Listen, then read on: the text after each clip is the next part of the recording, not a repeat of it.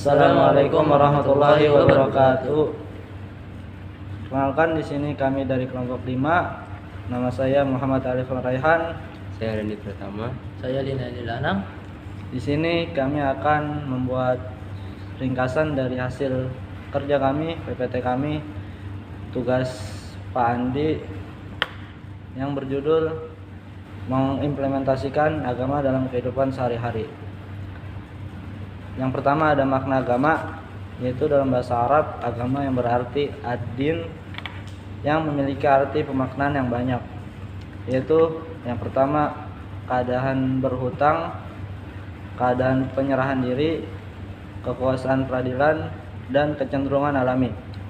Dalam pandangan berbeda, agama dapat membangun kebahagiaan dalam batin yang paling sempurna dan juga perasaan takut. Oke, materi yang selanjutnya adalah implementasi agama. Implementasi agama terbagi menjadi 3 bagian. Yang pertama ada praktik keberagaman dan implikasinya. Yang kedua, penyebaran peradaban dalam Islam. Dan yang ketiga ada keberagaman transformatif. Keberagaman transformatif terbagi menjadi 3 lagi, yaitu system skill, social skill, dan complete problem solving. Oke, materi yang selanjutnya akan dijelaskan oleh rekan saya Anam. Ciri-ciri keberagaman transformatif. Yang pertama, humanis. Humanis adalah keberagaman yang memerhatikan keanekaragaman sosial dan budaya, memahami wahyu Tuhan untuk mengimplementasikan dalam kehidupan sehari-hari. Yang kedua, rasional kritis, yaitu keberagaman yang membaca doktrin-doktrin agama secara logis sesuai dengan kemampuan berpikir manusia.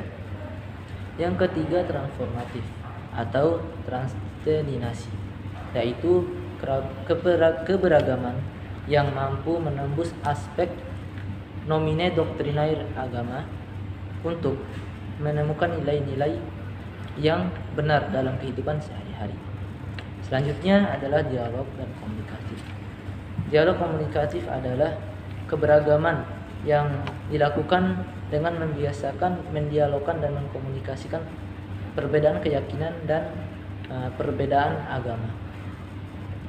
Dan yang terakhir, historis, yaitu keberagaman yang diharapkan mampu memilah ajaran-ajaran agama yang sakral maupun profan, sehingga mereka tidak langsung menerima ajaran-ajaran agama yang datang. Oke, melanjutkan masih Anam. Selanjutnya adalah penyebar peradaban dalam Islam. Yang pertama, menyebarkan agama Islam yang pertama adalah Nabi Muhammad SAW. Rasulullah SAW pada saat dia selesai menyebar agama Islam, Rasulullah wafat. Setelah Rasulullah wafat, Rasulullah SAW dilanjutkan oleh Khulafaur Rasyidin. Yang pertama Abu Bakar, setelah itu dilanjutkan oleh Umar bin Khattab, dilanjutkan oleh Utsman bin Affan, dan yang terakhir Ali bin Abi Thalib. Setelah Khulafaur Rasyidin, penyebaran Islam dilakukan oleh dinasti Umayyah, setelah dinasti Umayyah, dan dilanjutkan oleh dinasti Abbasiyah, dan dilanjutkan oleh Alif. Oke, melanjutkan dari Anam. Di sini ada poin selanjutnya, yaitu ada praktik keberagaman dan implementasi terhadap peradaban. Itu menurut para peneliti modern tentang sejarah, ilmu pengetahuan, berselisih pendapat tentang nilai orisinalitas, kontribusi, dan peran orang-orang muslim. Terus kemudian selanjutnya ada pendapat tentang nilai orisinalitas, kontribusi, dan peranan orang-orang muslim. Di sini ada 2 tokoh. Yang pertama dari Bertrand Russell, yaitu beliau berpendapat cenderung meremehkan tingkat orisinalitas kontribusi Islam di bidang filsafat, namun tetap mengisyaratkan adanya tingkat orisinalitas tinggi di bidang matematika dan ilmu kimia. Kemudian yang tokoh kedua menurut pendapat Ulil Absar Abdallah, yaitu setidaknya bagi seorang muslim tuh muslim nasional, masalah yang paling menghantui mereka sepanjang sejarah adalah bagaimana kita umat muslim hidup sesuai dengan tuntunan atau tuntutan teks agama di satu pihak. Kemudian bisa dilanjutkan oleh saudara Randy. Yang selanjutnya adalah tokoh Islam yang berkontribusi bagi peradaban dunia. Ada banyak tokoh Islam yang berkontribusi bagi peradaban dunia. Salah satunya adalah Ibnu Sina. Dia berkontribusi dari 980 sampai 1037. Yang kedua ada Muhammad ibn Musa al-Khawarizmi, yaitu dari 780 sampai 850 Masehi.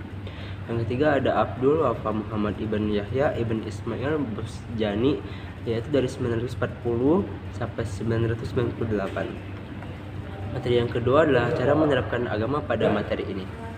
Ada banyak cara menerapkannya, salah satunya yaitu dalam beragama kita harus paham mana yang tujuan, mana yang sekedar alat. Dan yang kedua yaitu tujuan hidup, yaitu dalam kondisi istiqomah terus dalam keadaan sebaik-baiknya. Materi selanjutnya akan dibacakan oleh Anam. Cara menerapkan agama dalam kehidupan sehari-hari. Pertama, di lingkungan pendidikan. Yang kedua, di lingkungan keluarga. Satu, lingkungan pendidikan. Lingkungan pendidikan yaitu dengan cara menanamkan akhlak dalam kehidupan di lingkungan sekolah. Bukan saja kita mengajarkan tentang pendidikan saja atau matkul matematika, bahasa Inggris, tapi juga kita menanamkan bagaimana cara kehidupan beragama. Kedua adalah lingkungan keluarga.